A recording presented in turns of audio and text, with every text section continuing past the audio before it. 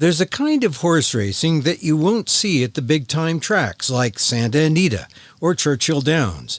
It takes place where racing is unregulated and exists as an underground activity, where horses are given drugs before racing, and that's just the beginning of the abuse.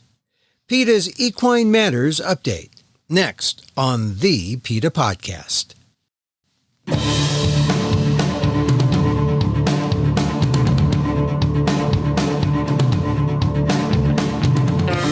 Welcome to the PETA Podcast.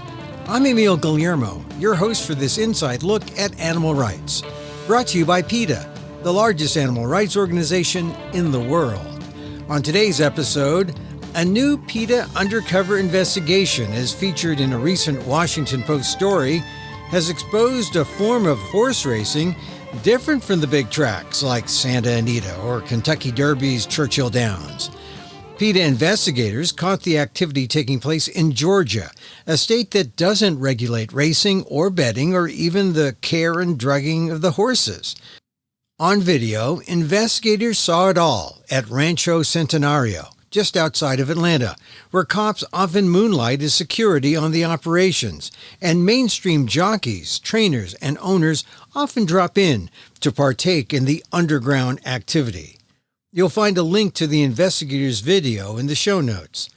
For now, here's my conversation with Kathy Guillermo, PETA's Senior VP, who gives an update on PETA's Equine Matters Department. She begins by talking more about the horse abuses at Georgia's Rancho Centenario on this edition of the PETA Podcast. PETA has just released a new and troubling investigation into an area of horse racing that many people have never heard of. It's called match racing, and the video, which was released recently by the Washington Post and on PETA.org, is appalling. Horses doped with street drugs, electroshocked and whipped, and it's all fueled by illegal gambling. Can you explain what match racing is, Kathy? Match racing is an unsanctioned kind of horse racing. It's also called black market racing. And it's really a free-for-all of animal abuse and death and illegal wagering. It's not like any track people are used to seeing. There are two tracks. There's Rancho Centenario in Milner, Georgia, south of Atlanta, and Rancho El Canelo up in the northern part of the state in Dalton. And these are not governed by horse racing rules. There's no racing commission in Georgia because there is no legal racing in Georgia.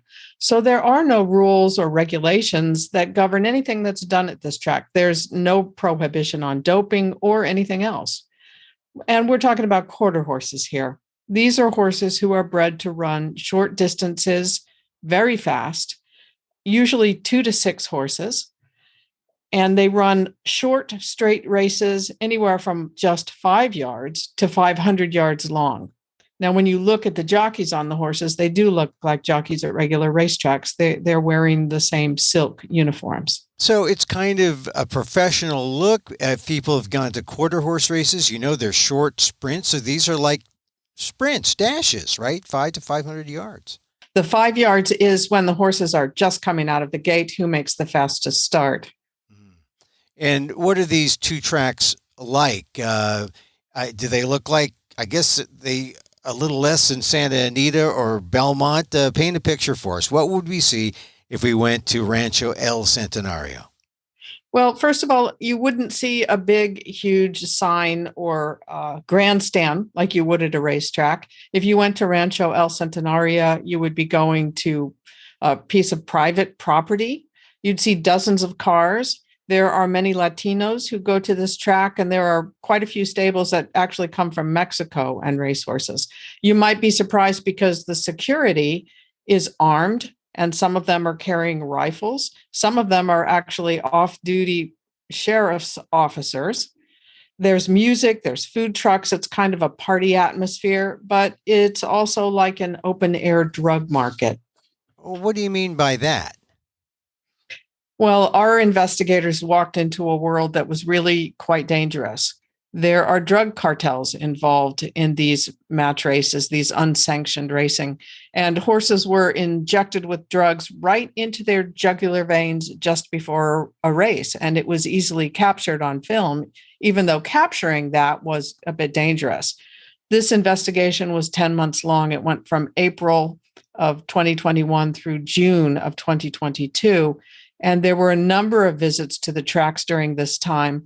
Our investigators picked up dozens of syringes, and we had them tested at the leading accredited equine drug testing lab in the US.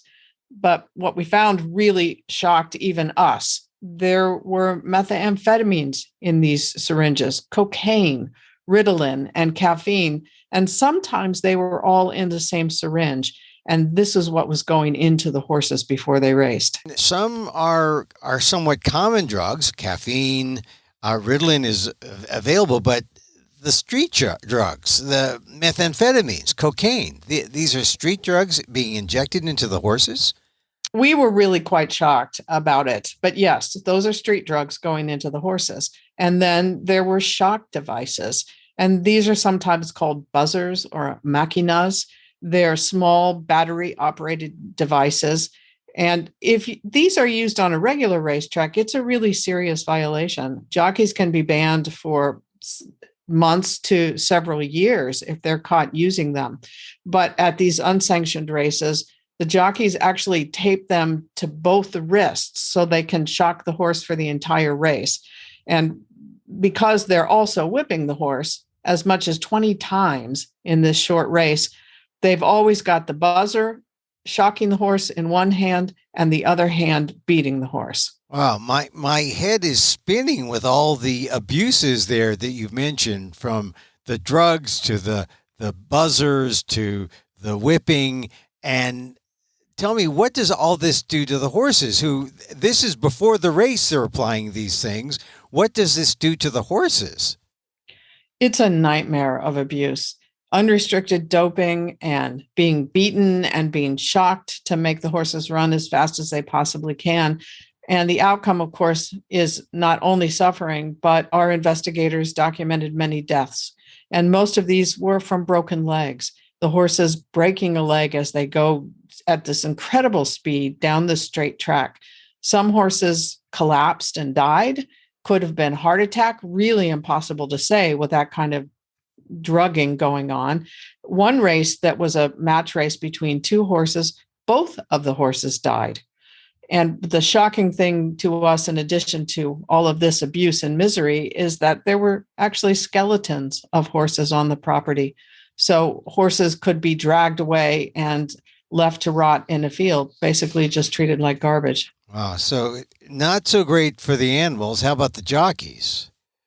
It's incredibly dangerous. One of the jockeys who frequented the El Centenario track, Rancho El Centenario, was Roman Chapa. And this was a jockey who was frequently in sanctioned racing, both thoroughbred and quarter horse racing, but he had been banned for some years for using a buzzer or an electroshock device. So he turned to these unsanctioned races. And in one race last year, both he and the horse went down. The horse flipped and rolled over him, and he was very seriously injured, and he died some months later. And the horse also died. The other thing we found is that there's child endangerment going on here, because some of the jockeys who were put on these doped horses were just 13 or 14 years old. You couldn't have a 13 or 14-year-old jockey at a sanctioned racetrack, could you? It would be very unlikely to see something like that. No. And certainly in these cases where the horses are so likely to break a leg or to collapse in some way and then roll over on a jockey, it's immensely dangerous. So this is a real free-for-all, no holds barred. It's sort of like the equivalent of, if people recall the movie Fight Club, people having these unsanctioned fights and, like a cage fight. I mean, this is, for horses, this is dangerous. It's dangerous for the jockeys. Unsanctioned racing. I don't think people really understand that, that it's there. But how widespread is this? And is it only in Georgia? No, unfortunately, there are dozens and dozens of tracks around the country. We found them in at least 20 other states, in addition to Georgia. And from what whistleblowers tell us, it's the same everywhere. Nothing is off limits at these bush tracks, they're also called. They're a free for all of drugging, of electroshocking, whipping, and gambling. And there was really no regard for the horses at all. Yeah, and that's an important point about the gambling, because that's what usually attracts people to the races.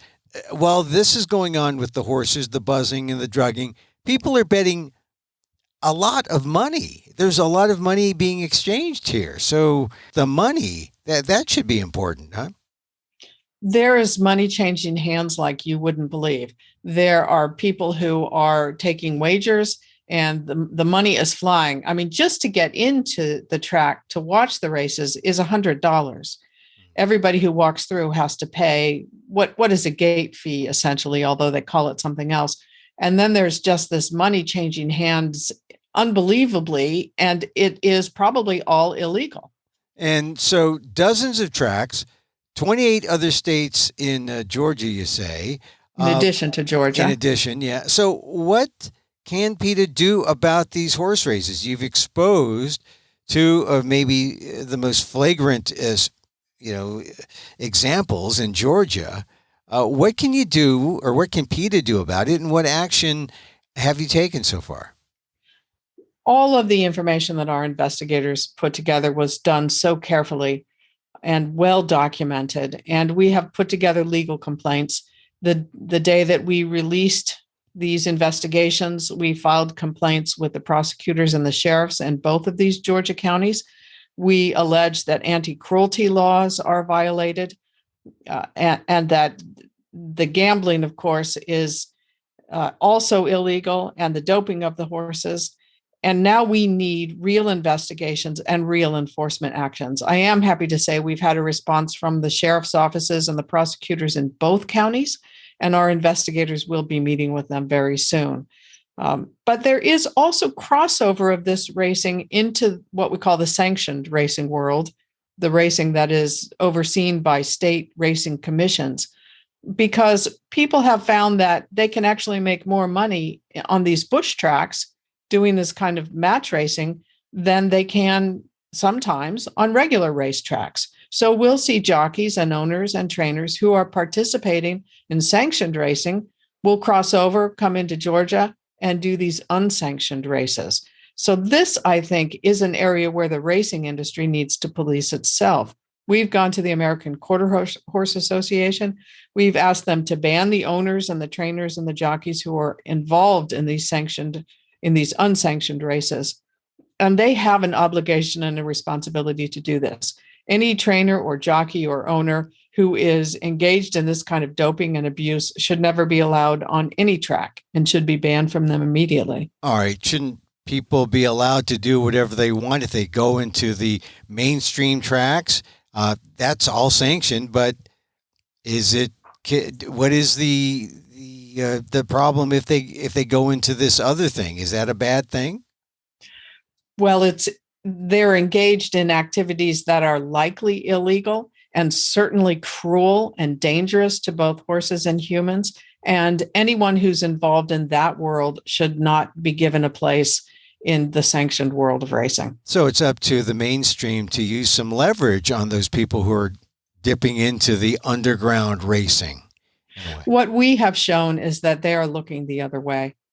It's an open secret that these tracks exist. Our investigators painstakingly put together information not only from their in-person visits to these racetracks, but by carefully combing through social media and online information. Nearly all of these tracks have Facebook pages.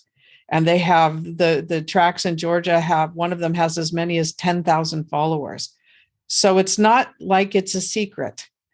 And the mainstream racing and the law enforcement need to stop looking the other way. And that's what we're making sure happens. And of course, all of this is helped by the fact that most of this activity is in states that do not have a racing commission, right? Well, that's true of Georgia because there is no legal racing in Georgia. They do not have a state racing commission, but not so in other states. There are a number of these bush tracks in California, and California is a big racing state. So, bush track, unsanctioned races, underground races, there's all these kinds of names. What is the name that PETA likes to use to describe what's going on here? It's a free-for-all of animal abuse and illegal gambling. All right, so let's talk about PETA's other horse racing work. This isn't your first investigation. This is a big one involving these unsanctioned races. But tell me about the other horse racing work in your department. I'm really proud of the investigations that we've done into the horse racing world because we have revealed abuses of horses that people were entirely unaware of. And we've brought about real change for these animals. And this is done through very careful undercover investigation inside facilities where horses are abused. We have done a number of investigations of slaughter of U.S. thoroughbreds, the trip that these horses are put on after they're sold at auction in the United States to Canada, where it's still legal to slaughter horses. We were the first people ever to get inside of the Japanese slaughterhouse for horses, where American horses and Japanese horses were being killed when they were at the end of their racing, what's called careers. And we exposed South Korean slaughter and the number of horses that are sold from the U.S. racing industry to the South Korean racing industry. And there's no place for them to go when they're done with them. When the horses are no longer making a profit, there's no retirement. So these horses go directly to slaughter. And we came out of South Korea with video of how that happens. We've revealed that very young thoroughbreds, sometimes not even chronologically 2 years old yet, are often run well past what they're capable of doing at their age when they're sold at auction. And as a result, sometimes suffer fatalities. We've also shown abusive breeding practices. And most importantly, I think, our investigation of trainer Steve Asmussen, which really blew the lid off the world of medication and drugging and death in the sanctioned horse racing world. So we've talked about how on the bush tracks, they're using street drugs and it's done in full view of the audience, but there's tremendous medication misuse in the sanctioned racing world too. So when you're looking at those horses on the tracks of the sort that you see when you watch the Kentucky Derby, many of those horses are regularly and legally medicated in a way that puts them in danger.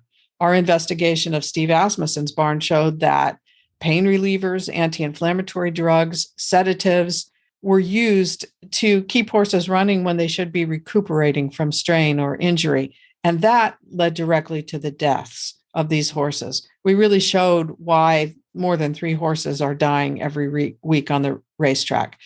We showed the use of drugs like thyroid medication in an effort to make horses run faster, even though they don't have thyroid disease. And this led to the passage of the first ever legislation that has brought federal oversight to medication and other issues involving horse racing. And that went into effect on July 1st of this year. And that's all due to a lot of that work that PETA did, including the Asmussen investigation, correct? Yes. I think the shame that we brought to the racing industry and the objection on the part of the public and the legislature to what was going on really led to the realization on the part of the industry that they had to make some changes or they weren't going to be in business for very long. What a lot of people don't realize is that for a long time, the horse racing industry would justify the use of drugs as being therapeutic to help sick horses. But actually, sometimes the drugs were masking the fact that the horses were infirm and shouldn't run. And these horses were running when they shouldn't. And that was leading to the breakdowns. That was leading to the deaths. That's right, because the horses couldn't feel an injury when they had one. Some of the horses in Asmussen's barn that we filmed in our investigation had injections every single day, injections of sedatives, of anti-inflammatories, of painkillers. And so if they had an injury that would have told them, don't run so fast, they weren't feeling that. And that's what we now know leads to 90% of the deaths on racetracks. And so, what happened as a result of PETA's horse racing investigations? I don't think it's an exaggeration to say that we entirely changed the view of horse racing by the public, and that we have brought about the first real change in the treatment of horses used for racing in this country. And what do you mean by changing the view of racing? Well, the way the public sees animals has evolved over time. And I think this is largely because of campaigns that PETA has done and the exposés we have done showing who animals are and what they go through. Our long campaign against Ringling Brothers closed that circus down. A lot of people refuse to go to SeaWorld, and we've really shown what goes on, that it is not acceptable by the public anymore. We have a public whose view of animals is changing. And now we've shown what's happening to these horses at the tracks. And the public has joined us in saying, this is not acceptable. So whereas once you would see media coverage of the races themselves, and there used to be a lot of reporters who covered horse racing, now horse racing has become synonymous with abuse and with death. And so when there is coverage, it's as likely to be coverage of something that is bad about racing as it is about the race itself. There's a decline in popularity of racing. And since we began our campaign, the number of foals or horses born, thoroughbred horses born, is half now of what it was when we began. And this is translated also to new regulations for racetracks as they try to fix up the sport so that the horses aren't dying. We've worked with racetracks and with regulators to get more than 24 new regulations passed in California, including a ban on more than a dozen drugs, the anti-inflammatory drugs and the sedatives that we've been talking about. And this has translated to laws in other states who are following the lead of California. It's true that not one death is acceptable. And so our work really has to continue here. But the number of horses who are dying has dropped in some states.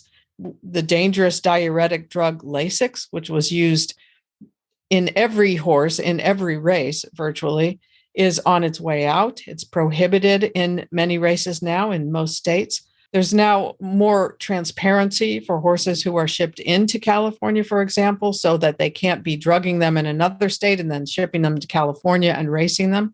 We have the first ever racing industry supported retirement organization, the Thoroughbred Aftercare Alliance, and that came about from a proposal by PETA. And internationally, we're seeing the first ever retirement program for horses in Japan, whereas before every horse went to slaughter.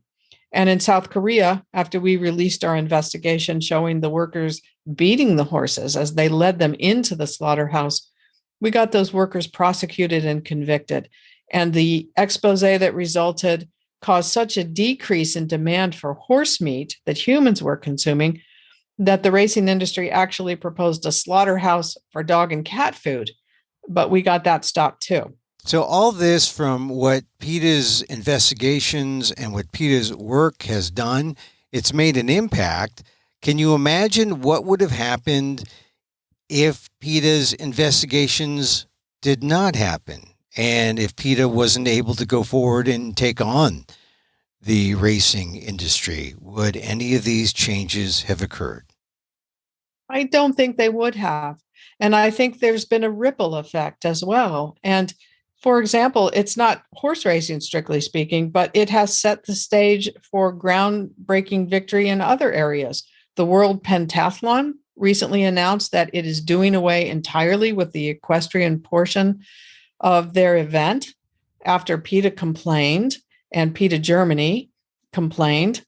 We filed a formal objection because a terrified horse at the Tokyo Olympics was struck by a coach and was forced to jump, even though clearly he was horrified. And so horse jumping in the World Pentathlon will now be replaced by a human obstacle course beginning in the 2028 Olympics. Well, and so all this that you have outlined in our 20-some minutes talking shows the effect or the impact of PETA's investigations, PETA's work, as a department looking at horse racing and horses' use in various different activities. What's in the future? What needs to be done going forward? Well, we'll continue working on the bush track effort because this carnage that's going on at these unsanctioned races has to stop. And we'll continue to hold horse racing accountable in every way that we are, so that when we see abuse, we will make sure that the racing commissions are dealing with it. But we've turned our attention to New York State right now, and people will know some of the tracks there: Saratoga, Aqueduct, Belmont. They're kind of synonymous with thoroughbred racing. But there are 11 tracks in New York State, 4 thoroughbred tracks and 7 harness tracks. And we began to look at this state because of the tremendous number of horses who've died. There are 1,600 horses who've died racing or training on New York tracks since 2009. And when we looked into this, what really shocked us is that horse racing in this state is propped up by $230 million a year that comes from casino profits.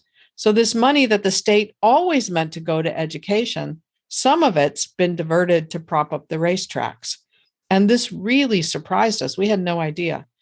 So at this point, we began to talk to other organizations, human services and animal organizations in New York State.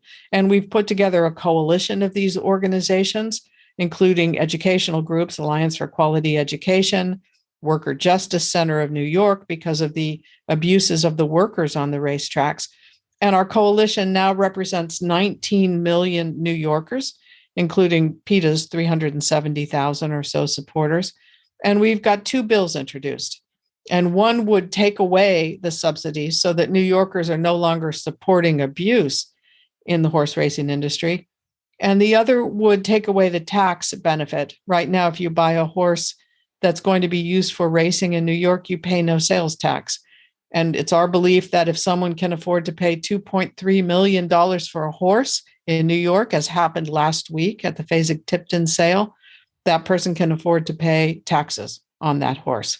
So we invite New Yorkers to go to endhorseracing.subsidies.com and learn how they can help. It's interesting that there's so much money among people who participate in the races. Are they deserving of government subsidies?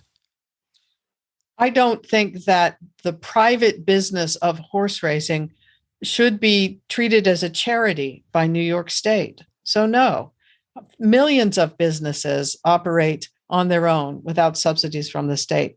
And somehow through sweetheart deals set up years ago, this money continues to go to horse racing, even as the popularity of horse racing declines. There was a Marist poll done last year that showed that 93% of New Yorkers had no intention ever of going to a racetrack. And 80% of New Yorkers believe that that money should go to education, which is where the legislature of New York State intended it to go all along. We did have one enormous victory this year in New York State. The New York Racing Association, which operates Belmont, Saratoga, and the Aqueduct tracks, tried to get $450 million in state-backed bonds so that they could build a big fancy clubhouse at Belmont and make some other improvements to their infield, that area on the inside of the oval track. This seemed to us utterly ridiculous, given that they enjoy $130 million just for those 3 tracks alone. And this is something that before would have passed without anybody giving it a second thought. We opposed it, we worked with legislators, and we defeated it. So you've given us a picture of a very broad scope of what your department concerned with horses does at PETA. And tell PETA supporters what more they can do to help. It's really important that we not support the cruelty of horse racing. So don't go to a track, don't bet on horses, and get involved. You can go to PETA.org, sign up for action alerts. You'll receive emails, for example, if there's going to be a protest, or if we need emails sent to a racing commission so that they'll take action on behalf of a horse who's been abused. all of these really make a huge difference.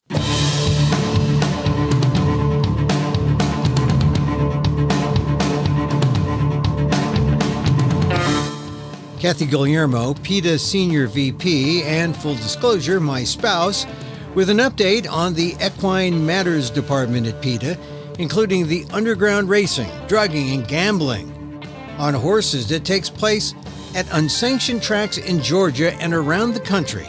It was also reported in the Washington Post. See the link to that story in our show notes, and see the link to our video from the undercover investigators. It's there in the show notes. It's what the undercover investigators saw at Rancho Centenario. And for more information on PETA's work, go to PETA.org.